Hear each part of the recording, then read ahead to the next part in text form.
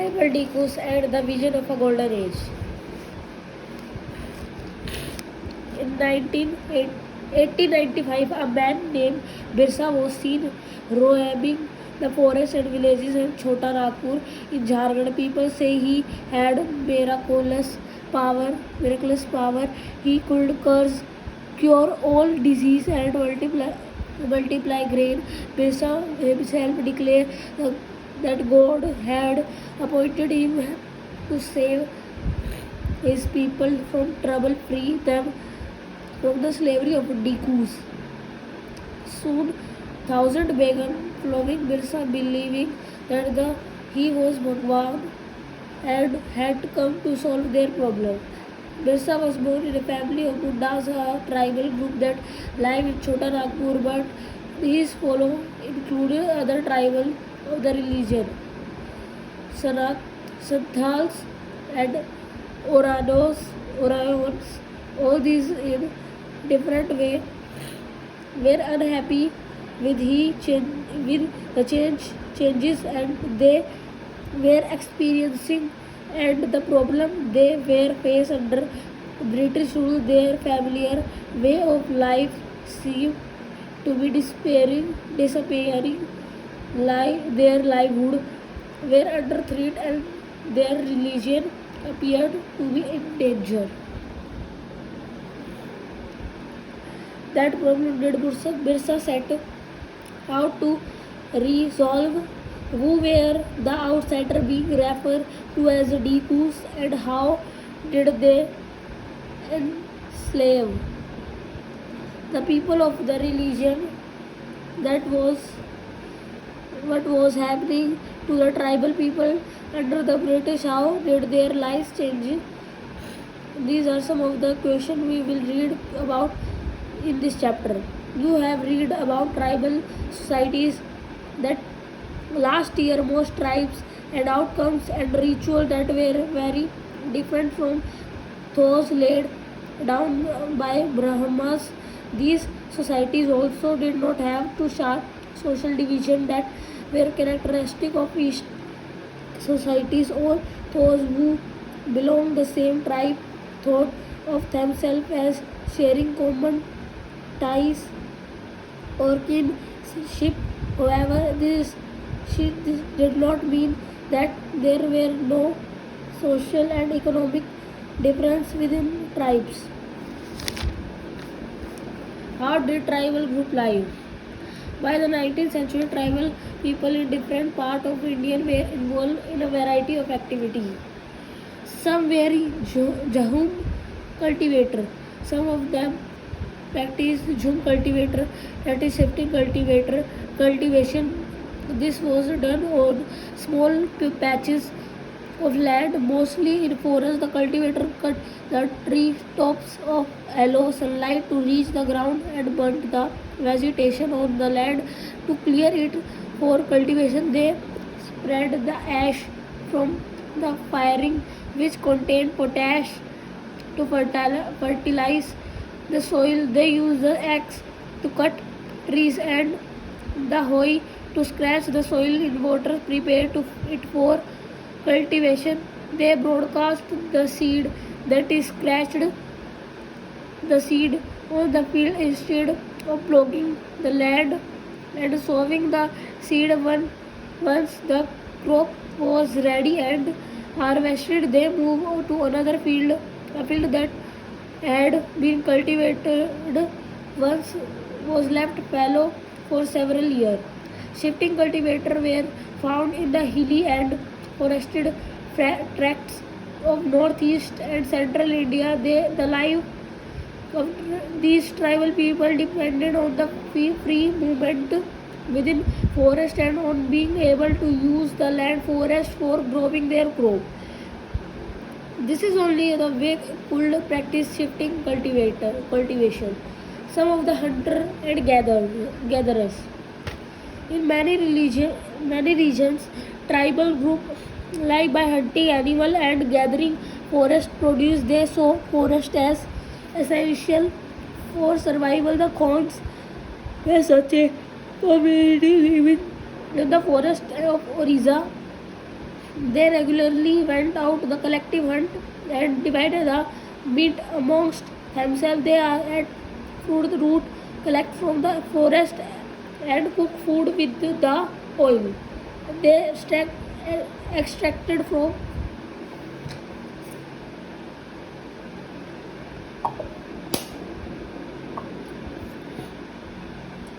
the seeds of cell and mahua. They use many forest shrub and herb for medicine purpose and sold forest produce in the local market. The local weaver and leather worker turned to the haunts when they needed supplies of kusum and pearls flower of color their clothes and leather. From where did these forest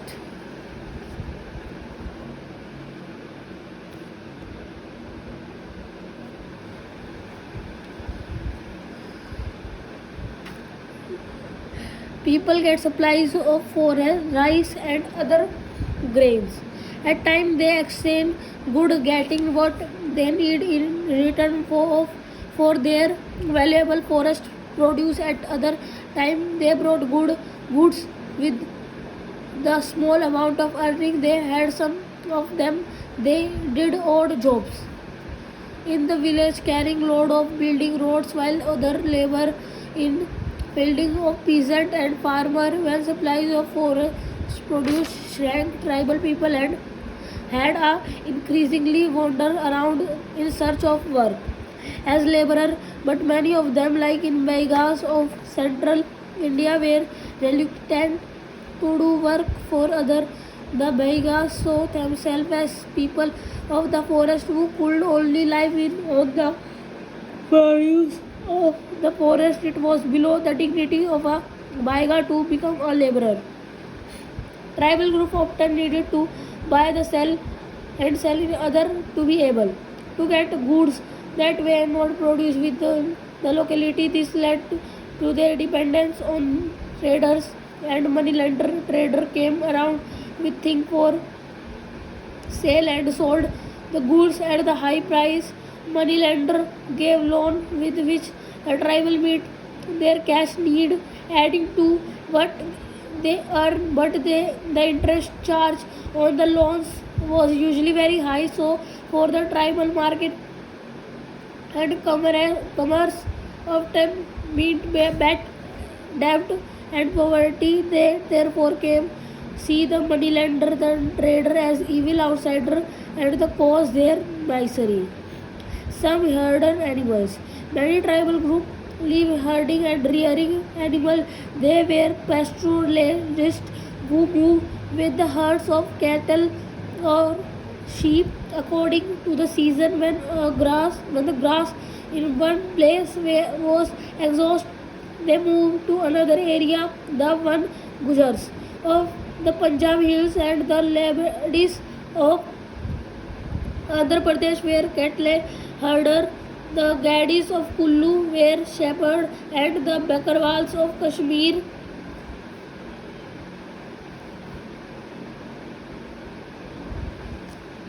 another Gujar, Punjabi, Lebanese, Andhra Pradesh cults regarding Kullu and Shepherd of Bekwal, Kashmir reared gods. You will read more about them in our history book next year.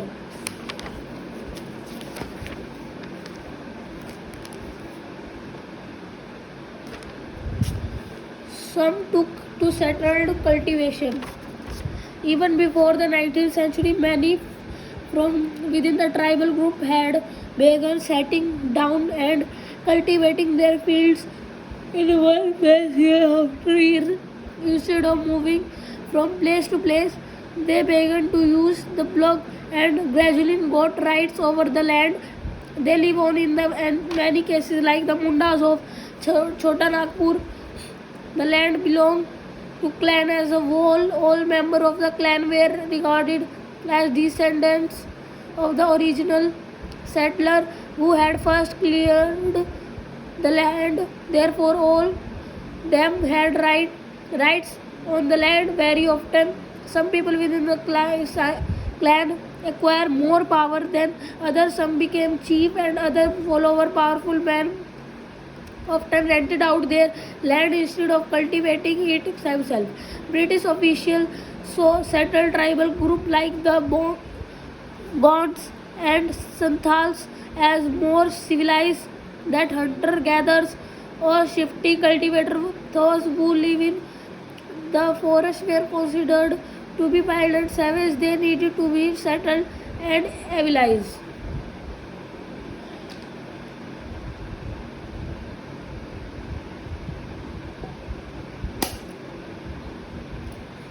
How did colonial rule affect tribal lives? The lives of tribal groups changed during British rule. Let us see what these changes were. What happened to tribal chief? Before the arrival of the British in many areas, the tribal chiefs were important people. They enjoy a certain amount of economic power and had rights to administer and control their territories in some places. They had their own policy and decided on the local rule of land and forest management under British rule. The function and power of the tribal chief changed considerably. They were allowed to keep their land titles over a cluster of villages and rent out lands, but they lost much of their administrative power and were forced to follow laws made by British officials in India. They also had to pay tribute to the British and discipline the tribal group on behalf of the British. They lost the authority they had earlier enjoyed amongst their people and were unable to fulfill their traditional function. What happened to the shifting cultivator? The British were uncomfortable with groups who moved about, did not have a fixed home. They wanted tribal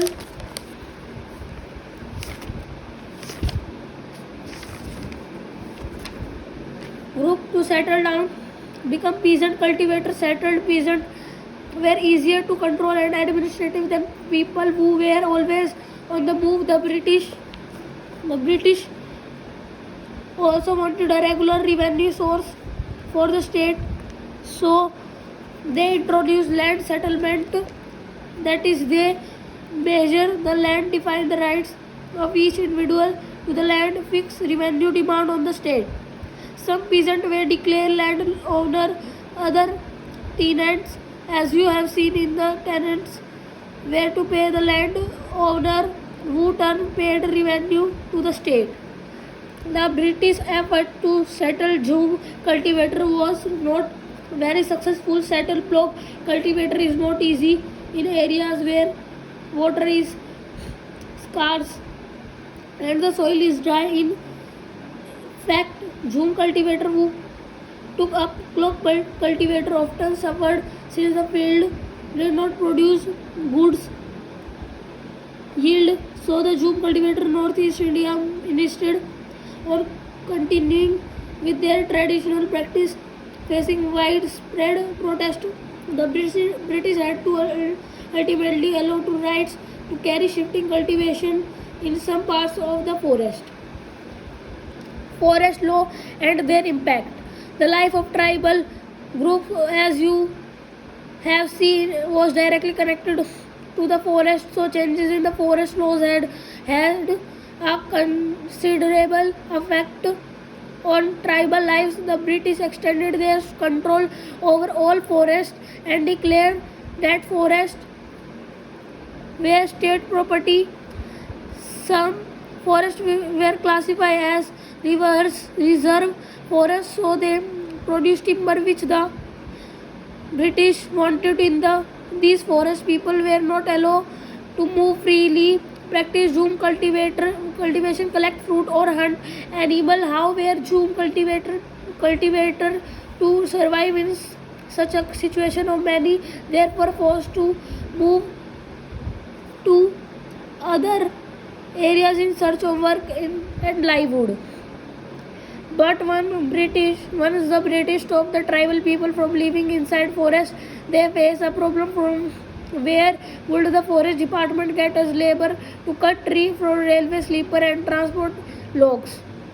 Colonial official came up with a solution. They decided that they would give jhum cultivators small patches of land in the forest and allow them to cultivate these on the condition that those who live in the villages would have to provide labor to the forest department and look after the forest. So in many regions of the forest department established forest villages and ensure a regular supply of a cheap labor.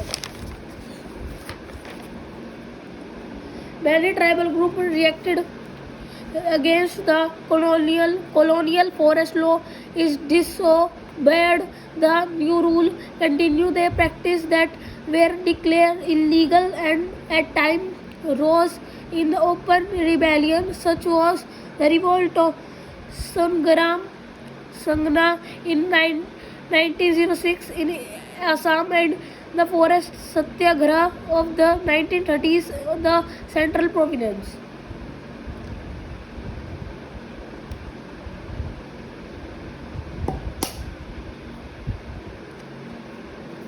During the 19th century, tribal group found that trader and money lender were coming into the forests more often wanting to buy forest produce, offering cash loan and asking them to work for wages.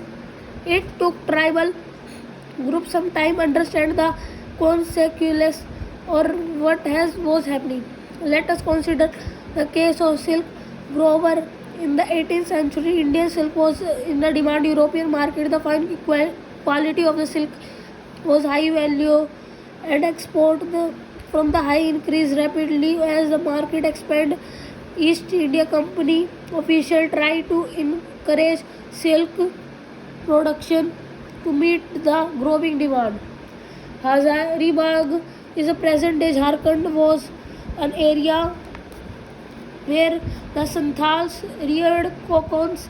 The trader dealing in silk sent in their agent who gave loan to the tribal people and collected the cocoon. The grower were paid rupees 3 to 4 for the 1,000 cocoon. These were exported to Burdwan to Gaya where they were sold to 5 times the price. The middlemen so called because they arranged deals between the exporter and silk grower made huge profit. The silk grower earned very little. Understandably, many tribal groups saw the market and the trader as their main enemies. The search for work.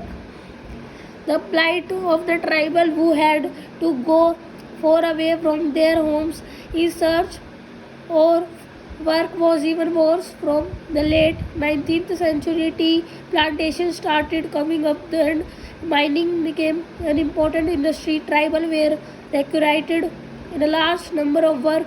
The tea plantation of Assam and the coal mines of Jharkhand were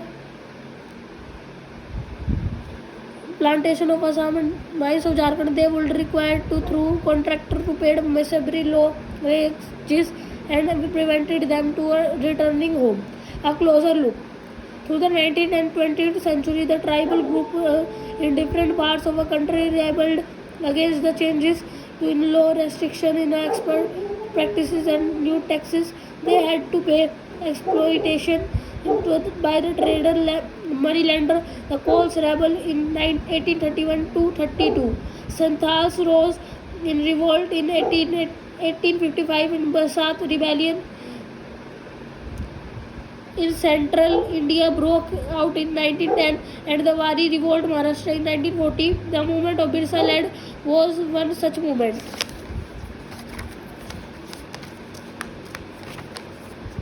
Birsa Munda. Birsa was born in the mid 1870s, the son of poor father.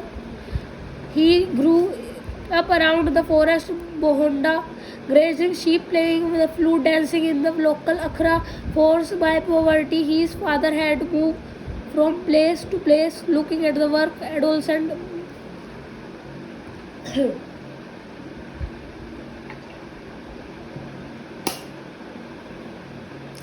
Birsa heard tales of the Munda uprising of the past, the Sirdar of the community urging the people to revolt. They told of a golden age when the Mundas had been free oppression of Dikus and said there would be a time when ancestral rights of the community would be restored. They saw themselves as the descendants of the original settler of the religion fighting on their land, remind people of the need to win back their kingdom. Birsa went to local missionary school and listened to the sermon of missionaries. There too he heard it said that it was possible for the Mundas to attain the kingdom heaven and regain their lost rights. This would possible if they became good Christian and gave up their bad practices. Later Birsa also spent some time to accompany prominent Vaishnava preacher. He wore the sacred thread and began to value of importance of purity and piety.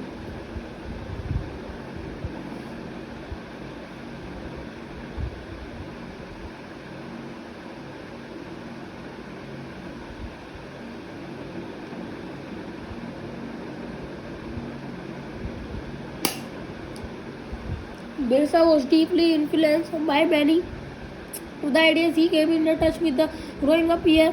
His movement was aimed at reforming tribal society. He urged the Mundas to give up drinking liquor, clean their village and stop believing witchcraft and sorcery. But we must remember that Birsa also turned against and missionaries and Hindu landlords. He saw them as outside force that we running at Munda way of life.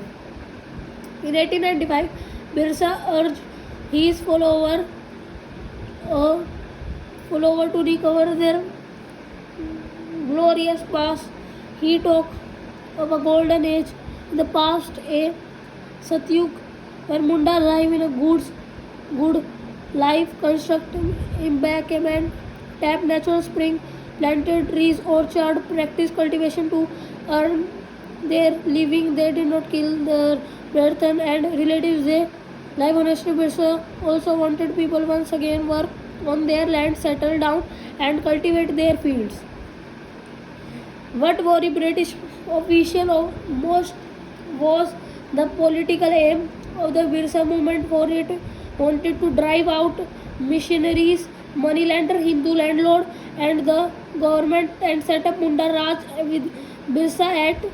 Had the movement identify all these forces as cause of the misery the Mundas were suffering. The land policies of the British were destroying their traditional land system. Hindu landlord and moneylender were taking over their land and missionaries and criticizing and traditional culture. As the movement spread, British officials decided to act. They arrested Birsa in 1895, convicted him on a charge of rioting and jailed him for 2 years. When Birsa was released in 1897, he began touring the village, gather support the use of traditional symbol of language of Rus people, urging them to destroy Ravana, Dikus and the European and establish the kingdom under the leadership. Birsa's followers began targeting the symbol of Diku and European power. They attack police station and churches and raided the property of moneylender and zamindar. There is a white flag and a symbol of a Birsa Raj. In 1900, people died in Choleria of the movement faded out. However, movement was significant in at least two ways. First, it forced colonial government. It introduced law so that the land of the tribal could not so be easily taken by Tikus. Second, it show once again that the tribal people had the capacity of protest against the injustice and express their anger against colonial rule. They did this in their own specified way, inventing their own ritual and symbol of struggle.